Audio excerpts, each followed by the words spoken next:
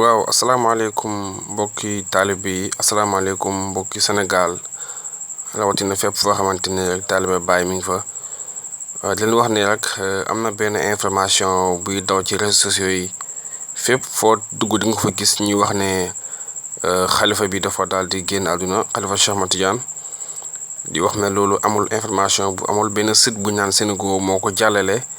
ba ñëpp ñu ngi ciy wax di wax ne information boobu noonu fausse information la waaw amul tey amul suba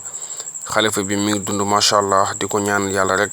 yal na fi yàgg lool yàlla na fi yàgg lool lool lool ndax soxla nañ ko torop yal na fi am ay at ci barke Baay Ñas waaw di wax ne mbokk yi yëpp daal na ko ñëpp xamee noonu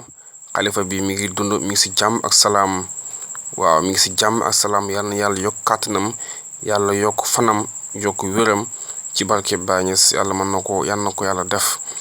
di wax ne nag képp koo xamante ne rek jot nga vidéo bi na nga ko partagé di wax ne xalifa bi dara dal ko mi ngi si jàmm ak salaam mi ngi sant yàlla ñu ñuy joxe information bi dañuy wax lu leen neex rek di créer information pour bëgg am seen intérêt personnel wala am ci xaalis ak yooyu moo tax wala am ci ay vie di wax ne loolu amul tey amul ëllëg xalifa bi mi ngi si jàmm ak salaam alhamdulilah rabbil alamin